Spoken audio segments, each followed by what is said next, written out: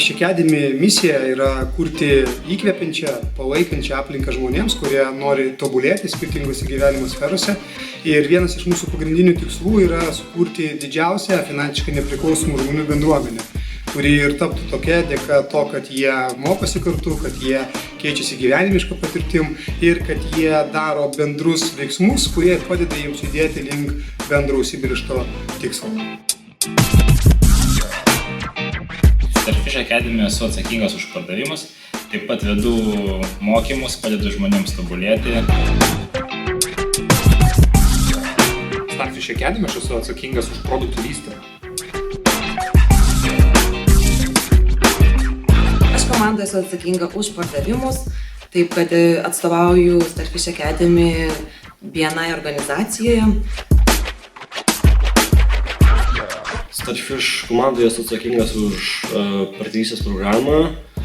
Netolimai ateityje planuoju su kolegomis pradėti vesti mokymus, bei esu atsakingas už straipsnių rašymą vidinės narystės programai. Aš esu atsakingas už pardavimus, taip pat su kolegė Viktorija vedam 11 savaičių kursą, esam fasilitatoriai ir padedam kitiems žmonėms irgi gauti žinių, perteikti tas žinias ir gauti daugiau naudos iš tos informacijos. Komandoje aš ir esu atsakinga už bendruomenės priežiūrą, renginių rengimą, tobulėjimą kartu, pasisėdėjimus ir tiesiog aktyvų laisvalaikio praleidimą. Aš esu Starfish Academy komandoje dėl asmeninio tobulėjimo. Aš komandoje esu dėl to, kad tai skatina mane tobulėti, man duoda naujų minčių, naujų pažinimų, leidžia lengviau surasti save ir atrasti, kas man labiau patinka. Aš esu komandoje todėl, kad man labai patinka bendrauti su žmonėm ir čia aš galiu atsiskleisti ir tobulinti save kaip asmenybę bei judėti ir augti toliau. Starfish komandoje esu dėl to, kad turiu įgūdžius žmonėms perteikti informaciją labai lengvai, kad jie lengvai suprastų. Komandoje esu, nes man patinka dalintis ir man patinka matyti, kaip kiti žmonės mokosi, auga ir pasiekia didelių rezultatų. Starfish Academy labiausiai mane žavi galimybę tobulėti. Jūs niekur kitur nerasite tokios žmonių bendruomenės, kurie būtų visi bendraminčiai, kurie padėtų jums siekti savo tikslų ir tobulėti kartu. Starfish veikloje mane žavi tai, kad aš galiu augti kaip asmenybė ir matyti, kaip auga kiti, kad galime turėti bendrus sandorius, galime vieni iš kitų mokytis ir taip tobulėti. Mane labiausiai Starfish Academy žavi žmonės, nes jie visada tave palaikys, paskatins judėti į priekį, neužmygti ir tai duoda tiek daug vertės, kad tau kitur niekas neduos. Pirmiausiai, mane labiausiai Starfish žavi bendruomenė ir joje esantys žmonės. Tie žmonės turi patirtį ir laisvai su ją dalijasi. Nuoširdumas, naujos idėjos ir tikslų siekimas. Mane šitoj komandai žavi tai, kad tie žmonės, kurie yra daugiau patyrę, laisvai, lengvai dalinasi savo patirtim, savo idėjomis, žiniomis, leidžia kartu tobulėti, tai duoda daugiau vertės tiek ir man, tiek ir jiems kartu dalintis savo žiniomis.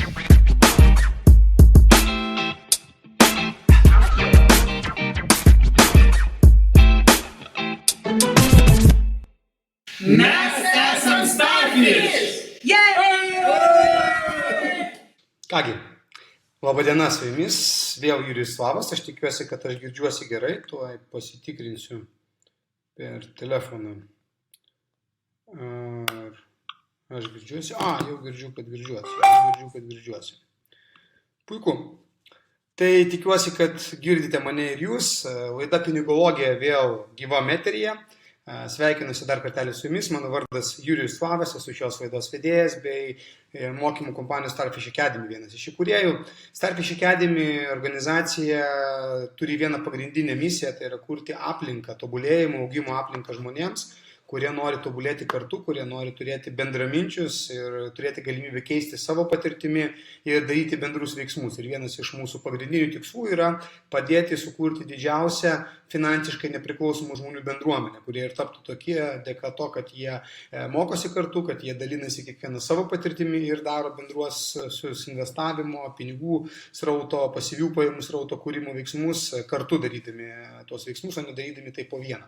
Ir pinigologija irgi prisideda prisideda prie to, kad mes šviečiame žmonės finansinio raštingumo temomis ir tai darome Facebook'o erdvėje visiškai nemokamai, tad jeigu žiūrite šią laidą, tikėtina, kad šios temos yra įdomios ir jums. Jeigu manote, kad tai yra įdomu ir jūsų draugams ar kolegams, tiesiog pasidalinkite nuorodą į šį video, net ne įrašą, bet gyvą transliaciją, nors įrašas aišku irgi po to lieka, pas mus jį galima pažiūrėti tiek mūsų Starfish Academy Facebook'o grupėje, tiek ir mūsų YouTube kanale, tiek ir mūsų svetainėje. Ir primenu, kad kiekvienos laidos metu aš taip pat esu pasiruošęs atsakyti jūsų klausimus, tad tiesiai po mūsų gyvą transliaciją, tuo kaip tik parodysiu, kaip tai galite padaryti. Po mūsų gyvą transliaciją, kurią dabar žiūrite, štai čia tiesiog parašykite komentaruose klausimus, kuriuos norėtumėte, kad aš atsakyčiau laidos pabaigoje. Jeigu tai yra klausimai, kurie susiję su asmenybės augimu, su finansais, asmeniais finansais, pinigų, pasyvių pajamų srautų kūrimu, verslo pradžia, investavimo skirtingais būdais ir skirtingom strategijom bendrai, kitaip tariant viskas, kas yra susiję su jūsų gerbūviu, galite juos rašyti ir aš pasistengsiu atsakyti mūsų gyvame eteryje, o jeigu neturėsiu tokių galimybių arba tiesiog neturėsiu galimybės atsakyti atsakymą pats, pasirūpinsiu, kad mūsų komanda tą atsakymą jums paruoštų ir atsakytume jį kitos laidos metu.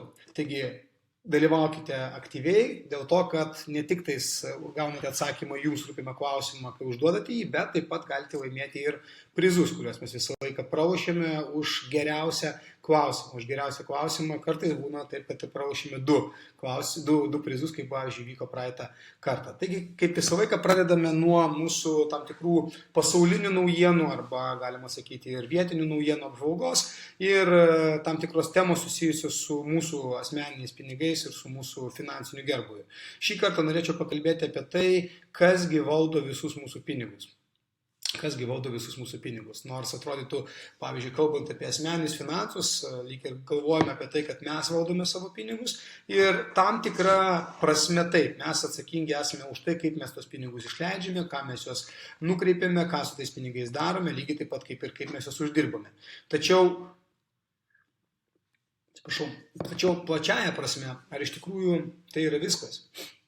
Ir pasirodo, kad visus mūsų pinigus valdo ne mes, o tam tikra, sakykime, žmonių grupė, kuri yra atsakinga už pinigų leidybą kiekvienoje valstybėje. Ir valstybėse, praškai, visose pasaulyje yra centriniai bankai, kurie iš esmės ir kontroliuoja pinigų leidimą, arba netgi, sakyčiau, ne pinigų, o dabar daugiau galima būtų vadinti valiutų leidimą, kurios yra naudojamas kaip atsiskaitimo priemonės daugelėje pasaulio šalių. Ir vos yra keletas šalių pasaulyje, kuriuose nėra centrinių bankų. Tai yra, pavyzdžiui, viena iš jų yra Korėja, taip pat keletas arabų šalių, kuriuose nėra centrinių bankų. Visos kitos šalis yra turinčios centrinius bankus. Įdomiausia, kad centrinių bankų idėja apskritai atėjo dar iš pradžioje Anglijos, po to paplito labai Amerikoje ir dabar jis iššaknijo būtent iš Amerikos principo valdymo modelis. Ir atrodytų tai, kas vyksta Amerikoje, tie visi pinigų spausdinimai, pavyzdžiui, federalinio rezervo sukūrimas, federalinio banko sukūrimas, jisai vėliau paplito ir kitose šalyse, kur dabar, pavyzdžiui, pas mus yra Europos centrinis bankas, kuris irgi taip pat valdo, galima sakyti, pinigų leidybą netgi ne vienoje šalyje, o visoje šalių grupėje, kurios įeina į Europos Sąjungą.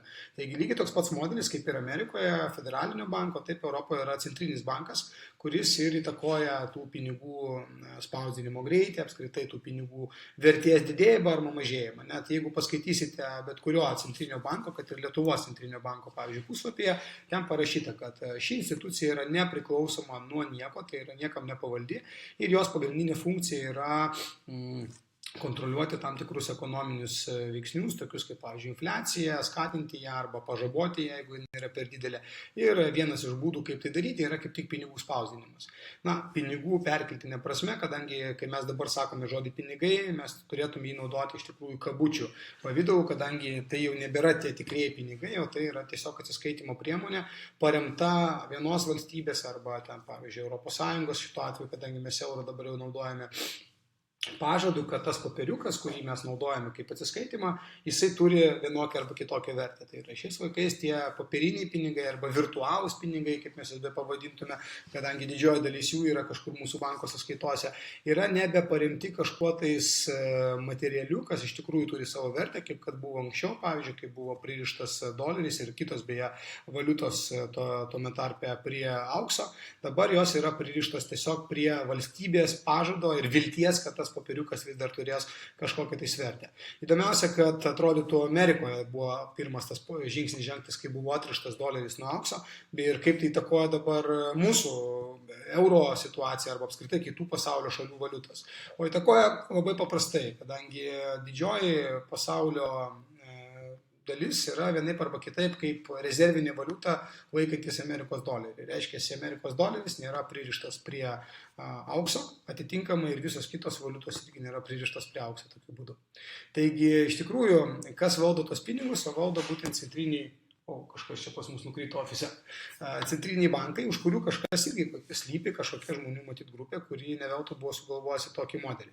Ir ko gero bus labai sunku kovoti prieš tokią sistemą, kadangi tie žmonės jau ne vienerius metus sėkmingai naudoja ją tam, kad valdyti visų pasaulio žmonių pinigus. Ir tuomet klausimas, ką mes galim padaryti, būdami tokie mažiukai žmonės, ką mes galim padaryti. O mes galim daryti tai, ką jie daro dideliu mastu, lygiai tą patį daryti mažu mastu.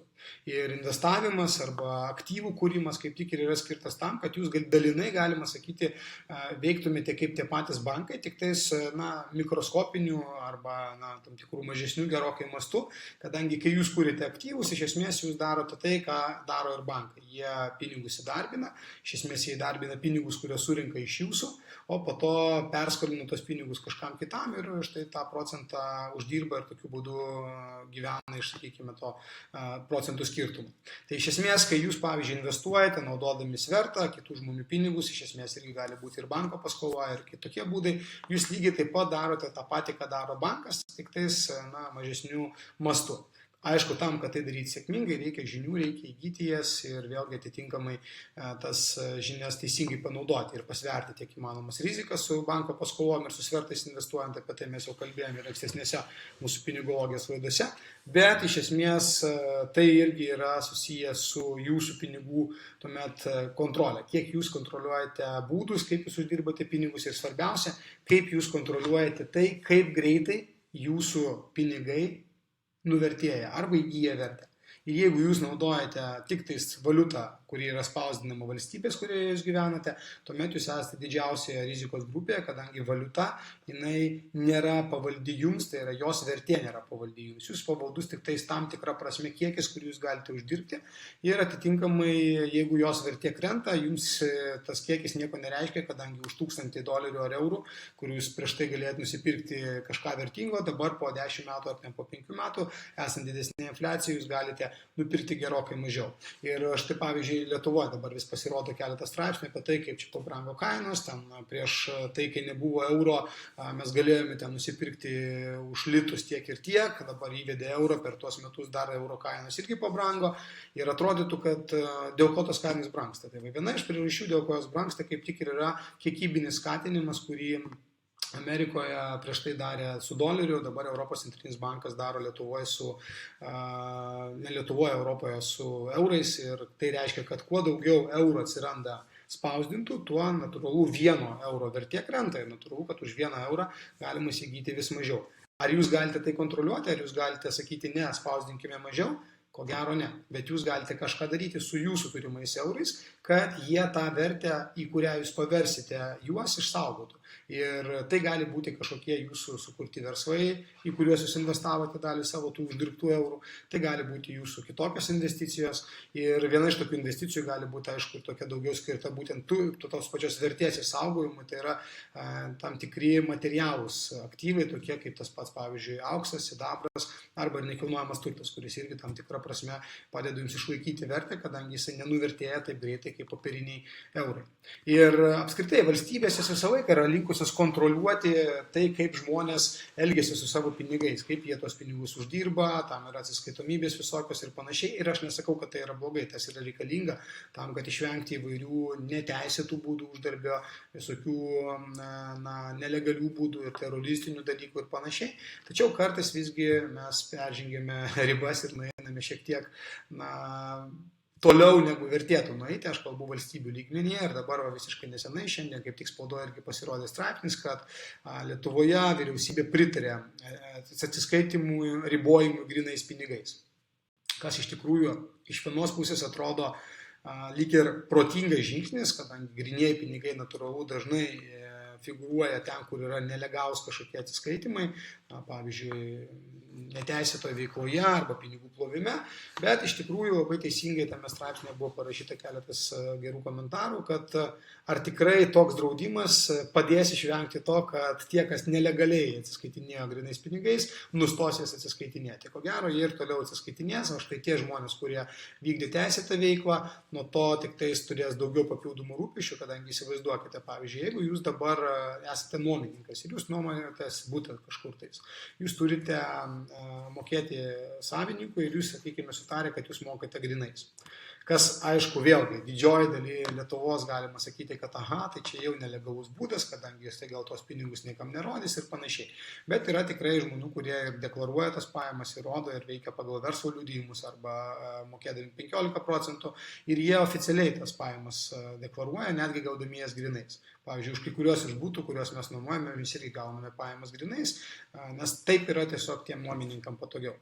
Tai reiškia, kad tiek nuomininkai dabar pasiekia 3000 eurų per metus ribą, turės virš tos sumos esančius pinigus mokėti mums būtinai pavedimu. Lygiai taip pat ir mes juos turėsime gauti būtinai pavedimu. Mums iš šitos pusės jokio skirtumo nėra, kadangi mes ar taip priimame ir pavedimu, ir grynais, ir yra žmonės, kurie moka pavedimu. Ypač, pavyzdžiui, kai mes gauname pajamas iš trumpalaikės nuomos per tokias platformas kaip Airbnb arba Booking.com, ten jau natūraliai iš karto ateina pavedimas. Tačiau žmogui, kuris moka, jam tai gali kelti problemų, nes galbūt jisai, sakykime, įpratęs mokėti grynais arba tiesiog jisai gauna grynais tas pajamas, sakykime, atlyginimo pavidalu ar panašiai. Kaip tuomet jam elgtis? Taip, tai yra vėlgi atsiranda tam tikri niuansai, kuriuos kartais mes neįvertiname to, bet bandome uždrausti viską, tikėdamėsi, kad uždrausime tiem žmonėms, kurie darė tai nelegaliai. Nors ko gero jie net apie tos įstatymus nesužinos. Lygiai taip pat kaip ir draudimas ten kokio nors narkotikų vartojimo, jisai ko gero nelabai padeda kovoti su tais, kurie jos ar taip vartoja nelegaliai ir jiems jau tai yra prieš įstatymų ribas. Tai ar jūs sugriežtinsite ir nustosite, neleisite vartoti ten jokių alkoholinių gėrimų ir panašiai, niekam absoliučiai, tai ko gero tie žmonės, kurie nori tai daryti nelegaliai, jie ar taip tai jau dabar daro ir vėlgi ras būdų, kaip tai daryti. O tie, kurie to nedarė arba darė įstatymo ribose, jiems tai tiesiog bus papildomas stresas. Taigi valstybės jas visą laiką linkia kontroliuoti ir aišku dėl to būtent ko gero buvo atrištas ir auksas nuo dolerio, kadangi tai įgalino valstybės dar labiau kontroliuoti pinigus, visus pinigus, kadangi jeigu valstybėms reikia daugiau pinigų, jos tiesiog jų daugiau prispausdina. Ir nereikia galvoti apie tai, kaip čia daugiau prispausinti, nes jeigu auksas yra pririštas prie dolerio, reiškia, jis negali fiziškai egzistuoti daugiau dolerių arba tenais eurų, bet kurios valiutos, kuri yra pririšta prie tam tikro bazinio materialaus aktyvo, negu yra to paties daikto žemėje. Tai yra, pavyzdžiui, negu yra aukso žemėje. Negali būti daugiau tos valiutos, kadangi kiekviena valiuta tokiu atveju yra pagrįsta tam tikrų kiekių aukso, sidabro arba kažkokio kito materialaus daikto. Kai nėra pririšta, tuomet, aišku, mes galim spausdinti milijonus, trilijonus tų papirinių valiutų vienetų ir tokiu būdu, aišku, turėti jų tiek, kiek mums reikia. Būtent dėl tos priežasties mes šiandien ir kalbame su jumis apie tai, kasgi yra tikrieji pinigai ir kasgi yra valiuta visgi, kasgi skiria šitos du dalykus ir visiškai netrukus mūsų Starfish Academy žodyno rubrikoje mes su jumis apie tai pakalbėsime, bet dabar laikas yra trumpai reklaminiai pertraukėliai, o po jos aš pristatysiu vieną sėkmės istorijų iš Starfish Academy bendruomenį, šį kartą tai bus Kasparo iš Klaipėdos istorija, kuris lygiai taip pat naudodamas žinias įgytas mūsų mokymų metu jau verčia dalį savo popierinių eurų, dolerių ar kitos valiutos, kurie jisai gauna atlyginimą į kažką tais kitą, kas padeda jam išlaikyti vertę ir uždirbti pajamų tiek, kiek reikia, nepriklausomai nuo to, kiek tuo metu kainuoja vienas euras arba ko vertas yra 1 euras. Taigi po trumpos reklaminės pertraukėlės apie Kasparo sėkmės istoriją ir taip pat apie skirtumus tarp valiutos ir pinigų mūsų Starfish Academy žodyno rubrikoje. Susitiksime netrukus.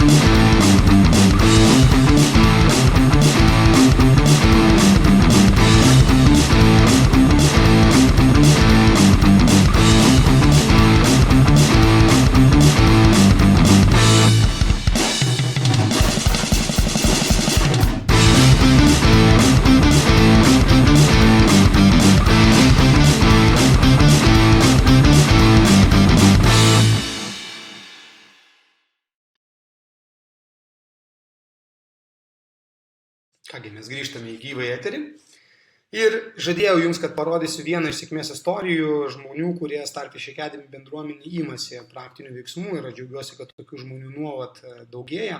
Ir štai kaip tik šiandien sveikiname Kasparą. Kasparą Rimkų, jisai yra laivo, dabar nenoriu klaidingai pavadinti, bet ne jūreivis, tikrai jisai yra, man atrodo, kaip čia dabar šturmanas ar, sakykime, tam tikras vadovaujančias pareigas užimantis žmogus laive. Ir daug keliauja, iš tikrųjų daug keliauja Kasparas, nežinau, kuriame pasaulio krašte šiuo metu Kasparai esi, bet jeigu žiūri šią laidą, tai linkėjimai tau, ar esi Lietuvoje, ar užsienyje kažkur tais dreifuoji galbūt prie kokių Meksikos krantų. Tačiau nežiūrint to, Kasparas kūrė taip pat ir savo aktyvus, iš kurių gauna pasyvės pajamas ir jisai pakankamai greitai pradėjo daryti praktinius veiksmus, atėjęs į Starfish Academy bendruomenę. Ir vienas tik tais iš jo sandorių, žinau, kad jisai turi jų ne vieną, ne 2 ir ne 3 jau šiuo metu, bet ko gero vienas iš pirmųjų buvo jo sandorių, kai jisai bendrabučio tipo butuką Klaipėdoje įsigijo 18 kvadratų ir iš karto vos tik įsigijo, jis jį paleido nuomai ir jisai generuoja jam 11% investicinę grąžą. Nėra pati galbūt didžiausia grąža, bet tikrai kaip pirmam sandoriui buvo labai gera grąža ir aš žinau, kad po to sekė dar 2, 3, 4 sandoris, apie kurį mes gal vėliau irgi pakalbėsime, bet būtent tai irgi yra būdas, kaip jisai kūrė iš esmės tai, ką kūrė ir kiekvienas bankas, tik tais, kaip ir minėjau, mažesnių pavydalų ir iš tikrųjų išsaugo savo uždirbtų pinigų vertę, kadangi jisai juos konvertuoja iš tų eurų, kuriuos turėjo kažkur piniginė arba banko sąskaitoj, į kažką tais, kas toliau jam neša naujus pinigus. Paradoksas tame, kad jeigu pats euras nuvertėja, atitinkamai didėja ir eurų gaunamų kiekis iš Kasparo susikurto aktyvo, tai ir iš nuomos. Kodėl? Todėl, kad jeigu euras nuvertėja, reiškia, kainos pradeda didėti, reiškia, atitinkamai didėja infliacija, atitinkamai didėja ir nuomos pajamos iš Kasparo būto, taip, kadangi reindeksuojant, perskaičiuojant pagal infliaciją po metų ar ten, sakykime, kažkurio laiko, kai pasibaigė sutartis, atitinkamai irgi galima padidinti nuomos kainą priklausomai nuo tų metų infliacijos. Tokiu būdu, iš esmės, Kasparas apsaugo savo turtą, kuris buvo įsigytas už kažkada tais uždirbtus eurus nuo nuvertėjimo, kadangi jisai pats gali kontroliuoti, kiek jisai gali gauti iš to turto. Ir beje, perskaičiavimas pagal infliaciją irgi yra ne vienintelis būdas, kaip jisai gali kontroliuoti. Nes jisai gali tame būti kažką pagerinti, sutvarkyti, ką ko gero ir buvo padaręs ir daro nuolat kiekvieną kartą įsigydamas. Jisai gali pakeisti nuomos strategiją ir vėlgi atitinkamai kontroliuoti gaunamas pajamas iš to buto, kurį yra įsigijęs. Ir tokiu būdu įtakoti savo gaunamų pinigų kiekį. Ko dažniausiai mes nelabai galime, jeigu vienintelis mūsų pinigų uždirbimo būdas yra mūsų samdomas darbas arba netgi ir kažkoks nedidelis nepavadinčiau versliukų, bet veikla, kurią mes darome patys savo dirbdami, bet iš esmės be mūsų tenais nelabai kas ir dirba. Taigi sveikiname Kasparą dar kartelį su vienu iš jo sėkmingų sandorių. Ir kaip minėjau, šios dienos mūsų pagrindinis terminas žodyno rubrikoje yra kaip tik ne kas kita, kaip skirtumas tarp valiutos ir pinigų. Primenu, kad jūsų klausimai taip pat yra galimi čionais gyvos transliacijos metu komentaruose ir aš mielai atsakysiu. Matau, kad Mindaugas jau vieną tokį klausimą uždavė, tai ačiū Mindaugai. Kviečiu užduoti ir kitus, nes kitaip Mindaugas tiesiog be konkurencijos laimės prizą. Tad jeigu jūs norite laimėti prizus, užduokite savo rūpimus klausimus ir gaukite dvigubą naudą. Tai yra atsakymai jums rūpimą klausimą ir tuo pačiu ir galimybė laimėti prizą. Taigi, skirtumas tarp valiutos ir pinigų. Maikas Malūnė, vienas iš Roberto Kiyosakio patarėjų, būtent žaliavų klausimais, yra labai gerai parodęs esminius bruožus tiek valiutos, tiek pinigų, kuriuos mes kaip tik čia ir pasistengėme jums aiškiai sudėti. Tai valiuta ir pinigai iš esmės turi labai daug bendrų panašių bruožų. Abu jie yra mainų priemonės ir atsiskaitimo priemonės arba apskaitos vienetai. Lygiai taip pat. Abu jie yra nešiojami, tai yra mes galime nešioti, pavyzdžiui, kišenėje eurą kažkokį tais kiekį, lygiai taip pat, aišku, mes galėtume nešioti ir aukso gabaliuką, arba auksinę monetą, arba sidabrinę monetą. Jie yra lygiaverčiai, kas reiškia, kad 1 euras jums ir 1 euras man yra lygiai taip pat 1 euras. Jie yra ilgamžiai, kas reiškia, kad jie greitai susidyla, juos galima nešioti ir ilgą laiką išsaugo savo pavydalą, kurio galima naudotis atsiskaitant. Ir jie yra dalūs, kitaip tariant, mes galim padalinti, pavyzdžiui, 100 eurų į 10 eurų, į 1 eurą ir dar po to į centus, lygiai taip pat kaip ir, pavyzdžiui, su auksu, sidabru mes tą patį galime daryti, skaidydami į mažesnius svorius jį. Tačiau vienintelis dalykas skiria juos iš esmės, tai yra štai čia parašyti dalykai, kad tikrieji pinigai, jie išsaugo vertę, tuo tarpu kaip valiuta praranda vertę. Ir tą mes ir matome dabar mūsų ekonomikoje, kuri iš esmės yra paremta būtent valiuta ir valiutos spausdinimu, bet ne tikraisiais pinigais. Ir daugelis žmonių sako, tai dabar auksas čia pinga, tiek laiko pigo, gal dar pigs ir panašiai. Galbūt, bet klausimas, ar jisai gali nuvertėti visiškai iki nulio. Ar apskritai kažkas, kas turi kažkokią materialią vertę, pavyzdžiui, sakykime, butas, namas, nekilnojamas turtas, kokio tai bebūtų pavidalų, arba tas pats auksas ar sidabras, ar jisai gali nuvertėti iki visiško nulio? Vargu bau, labai maža tikimybė, kad taip įvyktų, nežinau, dėl ko tai galėtų įvykti. Sidabras, pavyzdžiui, iš viso jisai naudojamas pramonėje daug kur, tai nebent sidabrą nustotų visiškai naudoti visi pramonėje, nes atrastų kažką tais gerokai geriau negu sidabras ir taip pat nustotų naudoti ir kaip papuošalą, ir visiškai nebeturėtų jis jokios psichologinės netgi vertės, tuomet tikėtina, kad galėtų tapti visiškai beverčiu. Kas mažai tikėtina, nes kuo toliau, tuo sunkiau jį yra išgauti iš žemės gelmių, kadangi kiekiai yra riboti kaip ir aukso, kaip ir naftos tos pačios, pavyzdžiui, ir kitų žaliavų. Būtent dėl to žaliavos turi tendenciją išlaikyti savo vertę, kaip ir, aišku, nekilnojamas turtas. Tas pats žemė ar kažkokie, sakykime, pastatai, jie išlaiko vertę ir su laiku netgi brangsta, jeigu neįvertinsime tos, sakykime, smulkiuosius svyravimus trumpuoju laikotarpiu.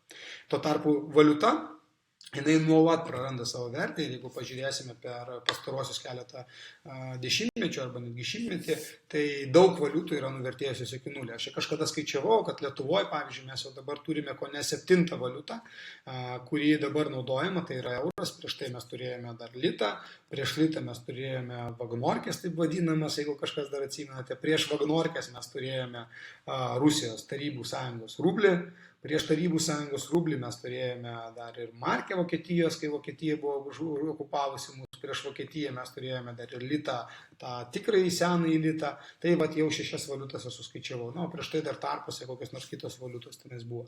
Tai iš esmės, jeigu tai pagalvosite, dabar ko vertas koks nors tenais talonas, kurį mes naudojame kaip tarpinį perėjimo priemonę tarp rublio ir lito, dabar už jį nenusipirksite nieko. Reiškia, ta valiuta jinai yra verta visiškai nieko, nebent kaip kažkokia tais kolekcinė vertė kolekcininkams ir turinti, tačiau ko gero irgi ne pačią didžiausią.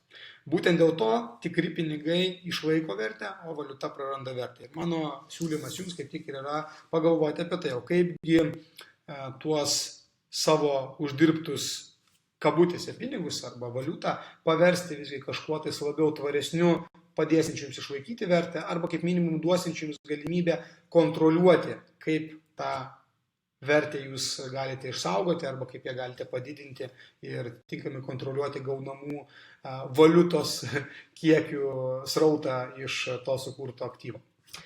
Matau, kad turim keletą klausimų, tuoj pasižiūrėsime į klausimus. Bet prieš tai noriu dar kartelį priminti apie keletas beje svarbių dalykų jums, jeigu norėtumėte giliau pasigilinti tiek į finansinio raštingumo bendrąją tematiką, tiek ir į tam tikras investavimo strategijas, tai jau Liepos 4 dieną vasarą mes rengėme įvadinį mūsų seminarą, 7 lemiami žingsniai kuriant jūsų svajonių pajamas. Jeigu norite jame sudalyvauti, tai pinigologija.lt galite registruotis šiuo metu dviese ir dalyvauti dviese vos už 20 eurų kainą, kur kaip tik ir turėsite galimybės padiskutuoti su bendraminčiais, pasidalinti savo patirtimi, išbandyti pinigų srauto žaidimą, kurį mes naudojame kaip finansinio raštingumo treniruoklį bei, aišku, išgirsite apie, mano galva, 7 pačius svarbiausius žingsnius, kurie yra būtini kiekvienam, norint tiek stabilizuoti savo finansinę situaciją, tiek ir kurti tas pasyvias pajamas, apie kurias mes ne vieną kartą esam kalbėję pinigologijos laidoje. Kągi, mūsų klausimai. Mindaugas parašė, ar verta investuoti į auksą, jeigu auksas nėra pririštas prie JAV dolerio. Čia keletas klausimų, Mindaugai, tai aš gal paeiliui juos atsakysiu. Tai pirmas klausimas dėl ar verta. Aš kaip ir minėjau, nepririšimas prie dolerio daro auksą vertingų ir padedančių išlaikyti vertę, bet pats auksas savaime yra tikras pinigas. Ko gero, galbūt kaip tik pastebėjai, tai dar kartelį parodysiu štai šio paveiksliuko, kur valiutos ir pinigų skirtumai pavaizduoti.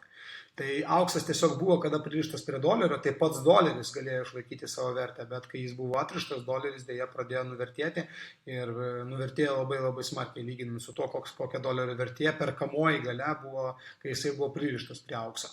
Tad kaip tik verta dėl to, kad jisai atrištas. Tuo metu, kai buvo pririštas, galbūt vertėjo dolerį pirkti, pavyzdžiui, bet kai atrištas, tai kaip tik verta dėl to pirkti tą daiktą, kas yra tikrasis pinigas. Ir kur geriausia padėti pinigus, kad jie nenuvertėtų, akcijos, obligacijos, nekilnojamas turtas. Kokių dar yra vietų, kur dėti pinigus, kad nenuvertėtų. Na, vėlgi, Mindaugai, čia pasikartosiu, ko gero, kai esu atsakęs ankstesnėse laidose, kad viskas priklauso nuo kiekvieno iš mūsų strategijos. Nėra tokio dalyko, kad kur geriausia dėti. Geriausia dėti ten, kur tu supranti, kad dedi ir kur supranti, kad tinka tau.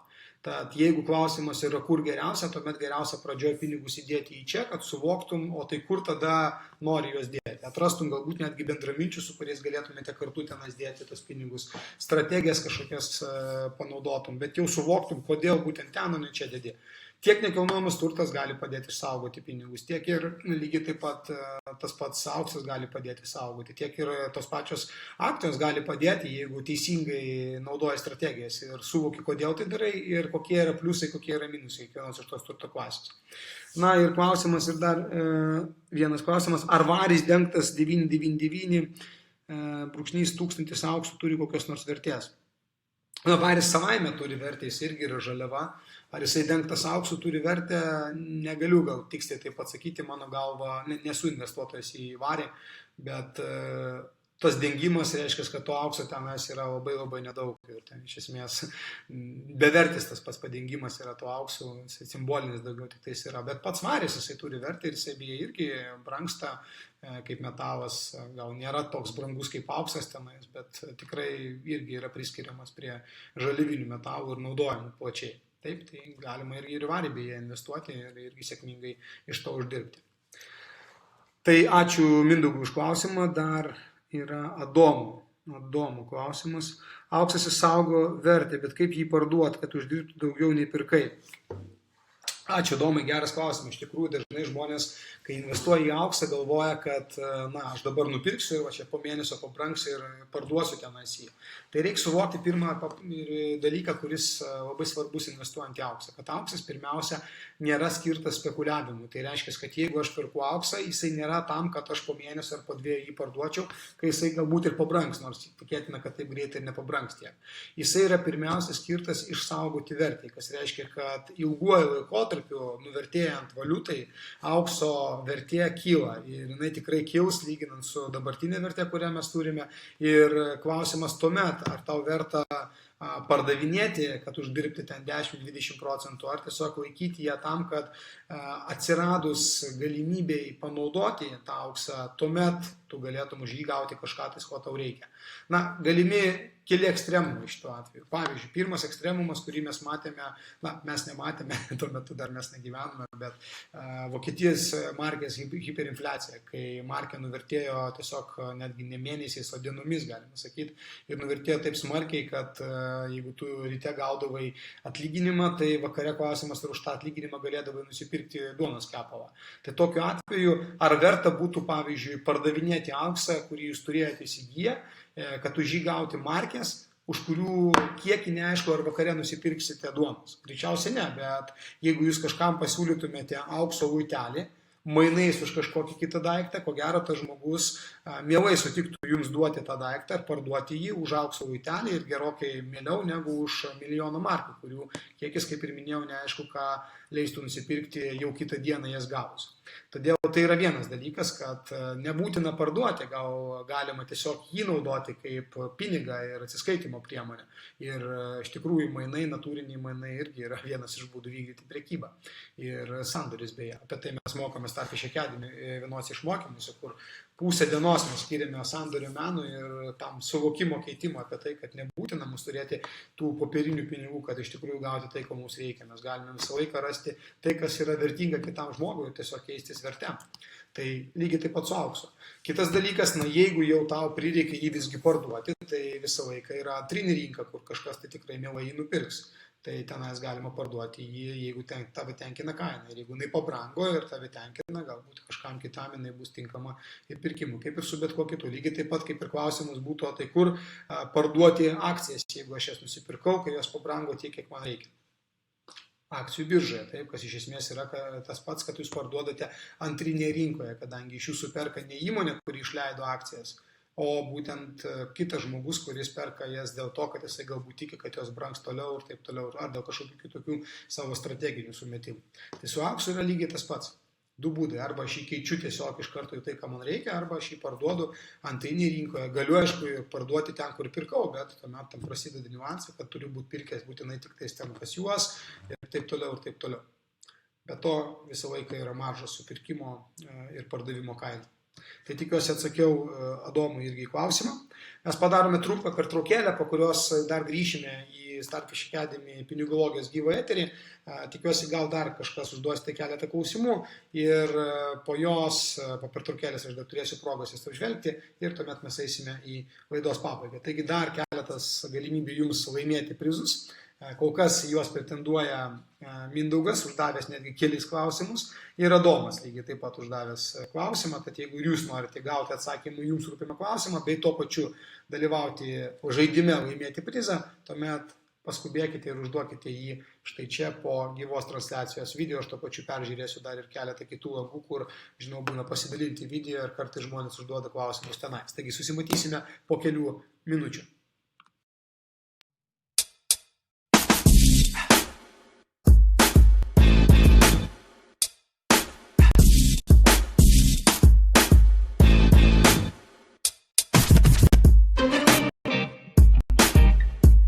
Starfish Academy misija yra kurti įkvepiančią, palaikantį aplinką žmonėms, kurie nori tobulėti skirtingose gyvenimo sferose.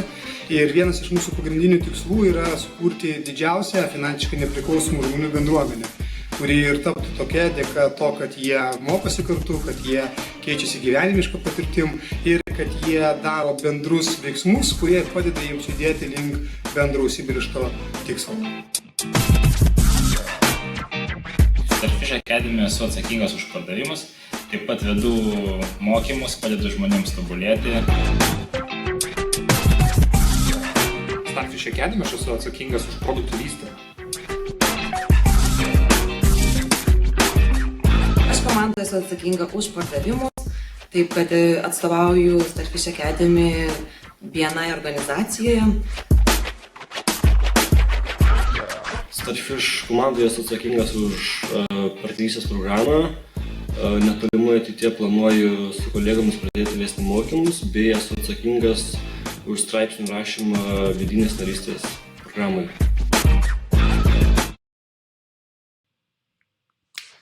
Štai mes ir vėl gyvam eteryje. Pasižiūrėkime, ar turime dar užduotų klausimų. To pažiūriu per keletas langų. Taip, Mindaugo klausimas ir Adomo klausimas, juos mes peržvelgėme. Ir daugiau klausimų lyg ir šiandienai neturime. Tai tokiu atveju Adomas yra tas žmogus, kuris laimi šiandien prizą. Sveikiname Adomai, kadangi tavo klausimas kaip tik buvo apie auksą ir apie tai, kaip... Matau dar vienas Adomo klausimas, tai Adomai tuo jį atsakysiu, kaip tik apie auksą, apie tai, ką šiandien kalbėjau. Ir Mindaugai, žinau, kad kaip tik nesenai esi laimėjęs prizą, tai nesupyk, bet šį kartą prizą įteiksime Adomui. Adomai, tavo prizas yra kaip tik viena iš 3 Roberto Kiyosakio knygų, tai yra arba Turtingas tėtis ir vargšas, arba Pinigų srauto kvadrantas, arba šią vasarą naujoji išeinanti lietuvių kalba jo knygos versija. Jinai kažkada buvo išleista jau lietuvių kalba, bet dabar naujasis jos vertimas Turtingo tėčio investavimo vadovas. Tai tiesiog brūkštelk mūsų Starfish Academy Facebook'o puslapyje, Starfish Academy Lietuva, kurią knygą norėtum pasirinkti, ir mes pasirūpinsime, kad jinai būtų tau įteikta. Jeigu tai yra viena iš pirmų 2 knygų, tuomet mes jas tiesiog atsiūsime tą arba sutarsim, kaip pasimti. Jeigu investavimo vadovas, tuomet kai tik jinai bus išleista, mes būtinai ją pačiam įteiksime. Ir prieš tai, kai papasakosiu dar apie Adomo dar vieną užduotą klausimą, norėčiau Jums priminti apie dar vieną vis galiojantį pasiūlymą, apart jau mano minėto įvadinio seminaro Liepos 4 dieną. Jeigu Jūs dar vis domina ir norite išmokti, kaip investuoti su didesnė grąža į nekilnojamąjį turtą, tai mes kol kas dar nusprendėme pratęsti tą vasarišką pasiūlymą už specialią kainą įsigyti 7 video užsiėmimų kursą investavimo NT paslaptys, nes kol kas tas vasaros oras vis dar nedžiugina, bent jau manęs jis dar vis nedžiugina, nes sugebėjau šiek tiek ir peršalti po savaitgalio. Tad bent jau tebūnie Jūs pradžiugina galimybės įdarbinti savo pinigus ir ntpaslaptis.lt /special 2 Jūs galite pasinaudoti ypatingomis kainomis, įsigyti šį kursą, kuris sulaukė labai gerų atsiliepimų ir daugelis žmonių, kuriuos Jūs išklausė, rezultatai jau mus dabar džiugina, kadangi jie jau gauna pasyvias pajamas iš objektų, kurios įsigijo būtent naudodami šio kurso žinias. Tai jeigu norite tai padaryti ir Jūs, tiesiog paskubėkite, pasidomėkite šio kursu ir pasinaudokite pasiūlymu, kol jisai vis dar galioja. Na, o dar vienas Adomo klausimas yra, kaip sužinoti, ko gero čia, ar auga kriptovaliutos kursas. Adomai, nelabai supratau paties klausimo. Jeigu klausimas yra, kaip sužinoti, ar auga kriptovaliutos kursas, na tai tiesiog nueiti į internetą, į svetainės, kur yra skelbiami kursai ir pamatysite, ar jisai auga ar neauga. Jeigu atitinkamai auga, tai reiškia auga. Tai galbūt ne taip norėjau užduoti, tai jeigu norėtum patikslinti, gali dar patikslinti klausimą, nes nelabai supratau, ką norėjai sužinoti po šito klausimu. Ar auga kriptovaliutos kursas? Ir klausimas, kurios kriptovaliutos, nes jų irgi yra ne viena ir ne 2. Jeigu bitkoino, tai yra viena, jeigu ten eferiumas ar dar kažkokios, tai yra kitos. Tai bitkoino kursas buvo nesenai pasiekęs beveik 3000 dolerių už vienetą, tuomet šiek tiek krito, šiandien kažkur svyruoja apie 2700 beros, jeigu neklystu, nesenai žiūrėjau. Tuoj kaip tik galiu žvilgtelti šios dienos kaina, kokia yra bitkoinai.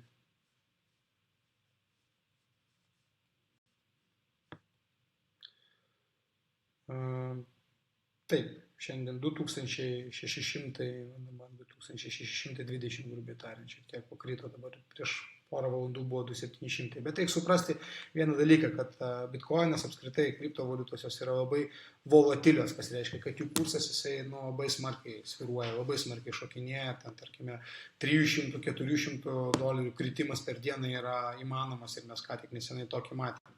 Tad, vieną minutę jisai gali būti 100 eurų didesnis, kitą 100 eurų jau ir mažesnis. Tad kaip sužinoti? Matau, patikslino klausimą Adomas. Norėsiu sužinoti, ar verta į ją investuoti, nes daug kas atkalbinėja. Apie tai aš kalbėjau ankstesnėse mūsų pinigologijos laidose, Adomai gali susirasti, man atrodo, prieš porą laidų mes kalbėjom kaip tik apie kriptovaliutas, konkrečiai apie bitkoiną. Jeigu apie kitas kriptovaliutas, tai ko gero pakalbėsim kaip tik kitoje laidoje apie tai. Ar verta investuoti ar neverta, dar kartelį pasikartosiu. Jeigu kyla toks klausimas, greičiausiai verta pradžioje čia investuoti. Tai yra pasidomėti apskritai, į ką galima investuoti, suvokti, kas yra tinkamas kaip investavimo instrumentas pačiam ir tuomet investuoti. Nes jeigu investuoti tik tais dėl to, kad dabar kyla, tai tada galima pralošti, nes investuoti iš tikrųjų reikia ne tada, kai kyla, o tada, kai krenta. Jeigu tai bendrasis taisyklės sakyti, jeigu norima uždirbti tada, kai kyla, tai tuomet reikia investuoti taip, kad galėtum kontroliuoti tą riziką, o kas bus, jeigu kris.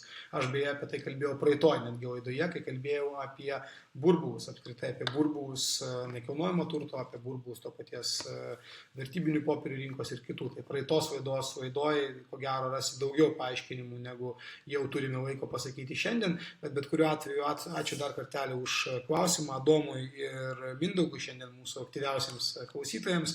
Adomui priminu, kad norėdamas gauti prizą, tiesiog parašyk Starfish Academy Lietuva Facebook'o puslapyje žinutę, mes susikonkretinsime, kurią knygą norėtum gauti dovanų ir kaip tai galėtum padaryti. Ir aš laukiu susitikimo su jumis kitoje mūsų laidoje, lygiai po savaitės, įprastų laikų, trečiadienį 16:30. Su jumis buvo Jurijus Svavas, Starfish Academy ir laida Pinigologija. Iki pasimatymo po savaitės.